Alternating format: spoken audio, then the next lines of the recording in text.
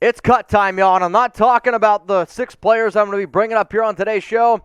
I'm talking about the hair around your balls. Now, today's Raiders Report show is presented by Manscaped, and they're also introducing some brand new products, the Ultra Premium Collection. It's also for your private parts. So not only are you going to make sure your balls are looking great, you want to make sure you're smelling great too. How do you do it? Go to manscaped.com, use code Raiders for 20% off and free shipping on the best grooming products out there. So what I decided to do here on today's show is break down 6 guys that I can see the Raiders potentially moving on from. Try to save up a little bit of extra money. That way, you can go out and make it rain in free agency and the entire offseason. The way these players are ranked are based on how much money they would make in 2022. The first guy coming up here is linebacker Cory Littleton, scheduled to make $15.77 million this upcoming season.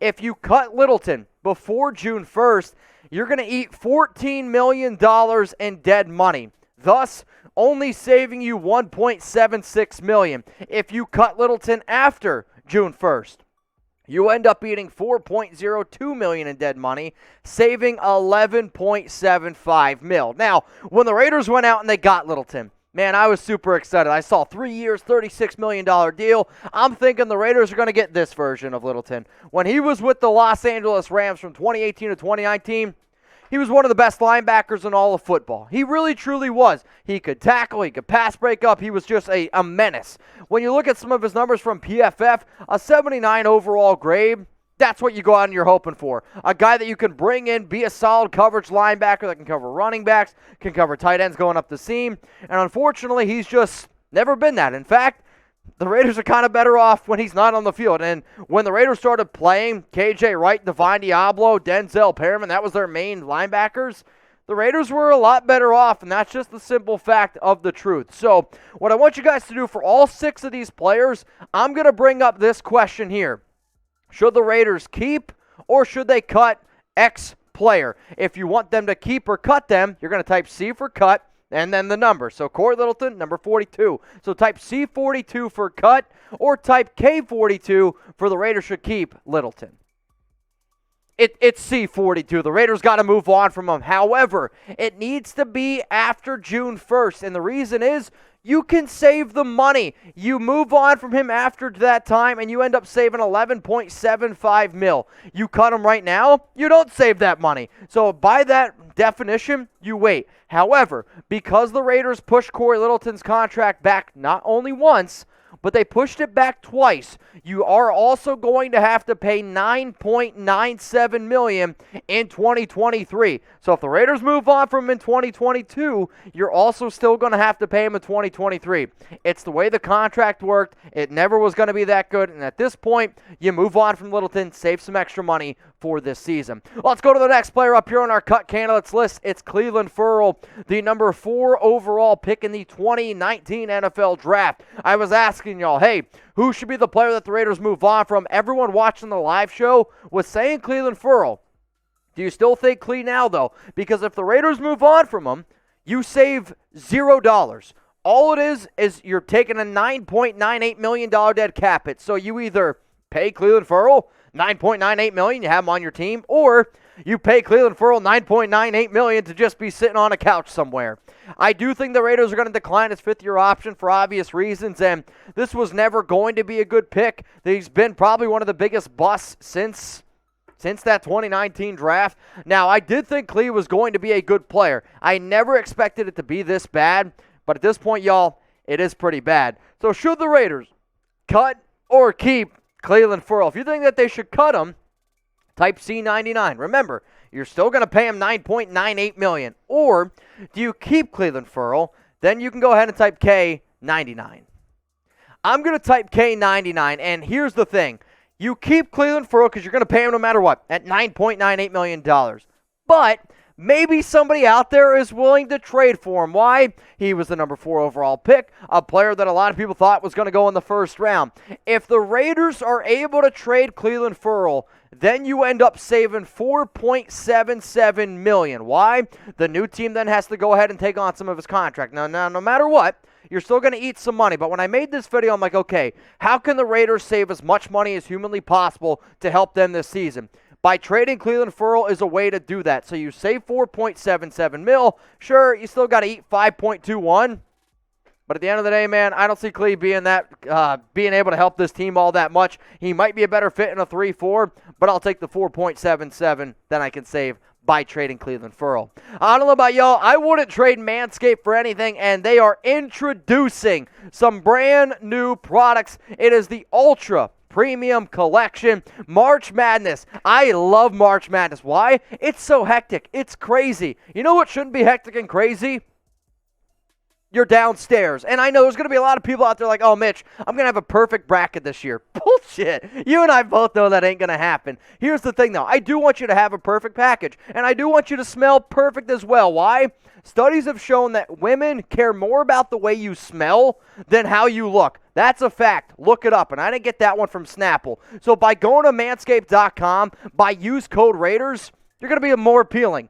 It's just a simple fact. So instead of paying $49.99, we got you $39.99. And the Ultra Premium Collection takes care of you from your head all the way down to your toes. So from that moment you step in that shower, you're using the shampoo, the conditioner, the body wash, you're looking good. You come out, spray yourself with some cologne, put some of the Manscaped deodorant on, a little bit of lip balm. You're ready to rock and roll for a night out and maybe even a nightcap. It's manscaped.com. Use code Raiders for 20% off and some free shipping. Let's keep going here with our Raiders cut candidates. It's Carl Nassib. He's going to make $9.65 million in 2022. If you cut him before June 1st, it's $6.61 million in dead money. You save only $3.04 million. However, you're going to see this very common in a lot of these contracts that we talk about. If the Raiders cut Nassib after June 1st, then you only got to pay $1.65 million in dead money. You save $8 million. I'm trying to save some dollar bills. In terms of the money, when the Raiders went out and they got Nassib, it was a 3-year, $25 million contract right around here. I was never really all that crazy about it. I watched a lot of film on him from Penn State. He definitely is built more to be in a 3-4 defense, which is intriguing to me. Maybe and just maybe. He's built more to be in a 3-4. And when you look at some of these numbers from PFF, there's telling me that, well, actually, he wasn't playing all that bad. And Nassib is a guy who I never really pictured him as being a hand-in-the-dirt style of defensive end, but definitely being more of a stand-up outside linebacker. You put him in a new scheme, you have Yannick Ngakoue, Max Crosby, their hands are in the dirt, and then you're able to stand up Nassib, stand up Malcolm Kuntz, stand up Clelin Ferrell, give them a new opportunity to get after the quarterback. It does intrigue me a little bit. So what do y'all have to say about this? Should the Raiders keep or should they cut Carl Nassib? Type C94 for cut, or I want you to go ahead and type K94 for keep. Even though I do think that he would be a better player in a 3-4 style of system, he's still, even if you keep him, he's not worth $9.65 million. At least he has not shown me that ability, and I would rather take that money and I would rather invest that into a right tackle. I would rather invest that into the offensive line, defensive tackle, wide receiver. And by doing this, you cut Carl Nassib, but you do it after June 1st. Then you only have to eat $1.65 million. Here's the thing, though. Remember the whole Littleton contract? They pushed it back. You have to do the exact same thing to Carl. Why? Carl's already renegotiated his contract twice, and if you look it up on Over the Cap, you look it up on Spotrac, you're going to see void years. Void years are basically made-up years that the NFL does. What you need to look at is the money. The Raiders would still have to pay him $4.96 million as a dead cap hit in 2023. But what I'm worried about is the $8 million that I would save in 2022 by moving on from Carl after June 1st. Now, if the Raiders decide to move on from Carl, if they decide to move on from the next player I bring up, or, I don't know, Cory Littleton, Clelin Ferrell, we're going to be breaking it all down for you here. So you need to do two things. One, you need to hit that subscribe button on the video. If you're watching this on your TV, when you go to search, you can find Raiders Report, subscribe right away, and then turn on your notifications. What does that mean? And your notifications, if they're on, as soon as I drop a video, bang, bang. It's literally just like you get an email, a tweet, a DM, somebody slides in and says, you up. I'm basically saying, are you up for some Raiders content? So hit that subscribe button and turn on those notifications. Let's go to the next player on here. This one breaks my heart a little bit. For those of you that don't know, Quit's my guy, and he's going to make $8.3 million in 2022. If you cut him before June 1st, it's $5 million in dead money. You save $3.24 million. If you cut him after June 1st, it's $1.25 million in dead money. You save $7 million. So literally, if the Raiders just wait until after June 1st, you move on from Cory Littleton, you move on from Nick Kwiatkoski, you move on from Carl Nassib. Quick math in my head, 15 plus 14, 29. That's $29 million that you can save. That's some pretty good dough right there. And I love Quit. He's a really good player. Personally, I don't think the Raiders have actually ever used him right. He was a better fit in a Paul Guenther-style system, which is kind of mind-blowing to me. However, he was really good. Probably the best Raiders linebacker in 2020. I loved what he did with the Bears in 2019. Was a bad fit in the Bradley system. Obviously, the Bradley system is gone. I would be intrigued to see how he would fit in a 3-4 style, but I'm not paying a linebacker $8 million to essentially be a backup. Sorry, with Divine Diablo, with Denzel Perriman, it's just not going to happen, Quip. So type C44 for cut, type K44 for keep. You can probably see the route that I'm going here. I love Quit, hell of a dude, but I'm trying to stay true to what's best for the Shield and what's best for this team, what's best for this organization. That's moving on from Nick Kwiatkoski. It's moving on from him after June 1st, saving that money. So, again, you end up saving $7 million. You only got to eat a little bit of a dead cap hit. The Raiders, though, would have to pay $3.76 million as a dead cap hit in 2023. Why? Because they voided some years, because they pushed his contract back, because I think the Raiders realized, crap, the Cory Littleton, the Carl Nassib, the Nick Kwiatkoski, the three big signings the Raiders did in 2020, thanks, Gruden. Thanks, Mayock. Didn't quite work out. Let's go to the next player here on my cut candidate list. It's offensive guard Denzelle Good. He's going to make $4.18 million in 2022. If you cut him before June 1st, it doesn't cost you anything. You just save $4.18 million. I like Denzelle a lot. I think he's a really versatile offensive lineman. The issue is this. He tore his ACL in the season opener last season. I anticipated Good to be the everyday left guard starter, everyday right guard starter. Heck, he can even play swing tackle a little bit. That's why he's so versatile. Derek Carr once said that he was the Raiders MVP in 2020. That's how important he was to the team. Here's the issue, though, okay? Even though I like Denzelle a lot, he's a good player. He is. Are you going to pay $4.18 million to somebody coming off an ACL injury? And even when he did play in 2020, he was an average, slightly below average guard at best. When you look at the Raiders' offensive line depth chart as it stands right now, and there's a lot of different moving parts around here. You got Alex Leatherwood at right guard. If Denzelle Good were to be healthy, I'd actually make the argument if the season were to start today, Denzelle Good would actually probably play right tackle since Brandon Parker's a free agent. You put Denzelle Good at right tackle, you keep John Simpson at left guard. But here's my question, everyone. Obviously, offensive line, major need. Interior offensive line, it's a major need. So should the Raiders cut Denzelle Good? I want you to type C71 for cut him. You save $4.18 million. Or do you keep Denzelle Good and then just pay him the $4.81 million? I'm going to sit here and say you keep Denzelle Good. Why?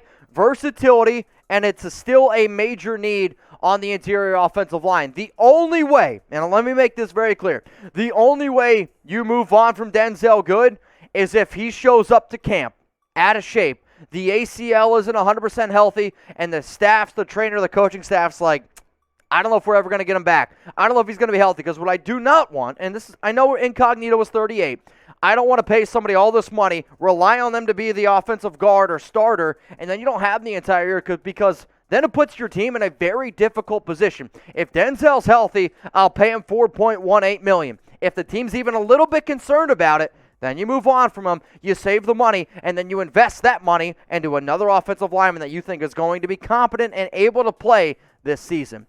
Now, I hate doing these videos, I'm going to be honest with you. Why? Because I don't like moving on from any dude. Why? You learn these guys, you want to root for them, and it sucks to see, especially this next player coming up, because I definitely have a soft spot for him. However, it is part of the job, it is part of the gig, and if I missed anyone, if you're like, dude, what about Jonathan Abram? Because you're not going to see Abram on this list for the simple fact of they're not going to cut him. The only way you don't have Abram is if you were to trade him. So please, hit me up, IG, Twitter, at MitchellRenz365. Final name here on my cut candidates list is Amik Robertson.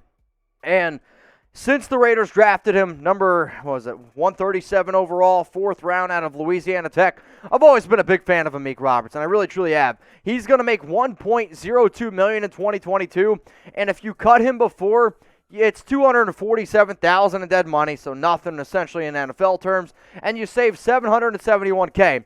If you move on from him after June 1st, you save a little bit more money. I mean, again, though, your time, $100,000 in the NFL, there you go. Wipe your butt with it. And Amik, though, he's been undersized his entire career, but that never stopped him. When he was a Bulldog at Louisiana Tech, this guy was a turnover machine, and I loved what I saw of him. However, he has not played very well in the NFL. So should the Raiders cut or should they keep Amik Robertson? I want you to type C21 for cut Amik, or are you going to type K21 for the Raiders should keep Amik? I'm going to say keep Amik, and here's the reason why. When I really think about a skill set of a player, I personally think here at Chat Sports we do a lot of homework, and I still think that Amik Robertson can be a good player. Plus, what does Patrick Graham want? What does Josh McDaniels want? They want a lot of different players that be able to fit into their system and have a lot of extra depth at defensive back, which Robertson is going to be able to give you. Now, I understand if they were to move on from him, they're not going to wait until June 1st. They're just going to do it now. They're going to take the extra $771,000 and be on their way. But can we all agree on this? 2020 was a difficult year for people. I would imagine it was also a very difficult year for a rookie, especially trying to learn a Paul Guenther system. Then enter 2021. He has to learn a brand new system. That would be tough. Now, again, he would have to learn another new system. However, Patrick Graham, really good defensive backs coach. You're seeing a lot of these Raiders guys, they bring in not only good coaches, but good teachers. I really, truly believe if you get a good teacher, teach him what Amik needs to learn, then you're going to have a more successful defense. With you losing out on Casey Hayward, Desmond Trufant, Keyshawn Nixon, this is still a major need for this team, and I would like to see Amik Robertson succeed, and if all we got to do is pay him $1 million, I still think he can be a solid player. So here are my Raiders cut candidates one more time here. You got Cory Littleton at linebacker, Nick Kwiatkoski also at linebacker, Carl Nassib, defensive end, Denzelle Good, offensive guard, Amik Robertson, and then Clelin Ferrell. Hypothetically speaking, if you were to move on from all these dudes, you would save a little over $30 million. I just don't see them moving on from every single one of these players. So those are my 6 cut candidates. I want to know down in the comments, name a player that you think the Raiders should cut. It's never an easy thing to talk about, but it is an important conversation to have because that's how you get better each and every season. So please let me know a player the Raiders should cut.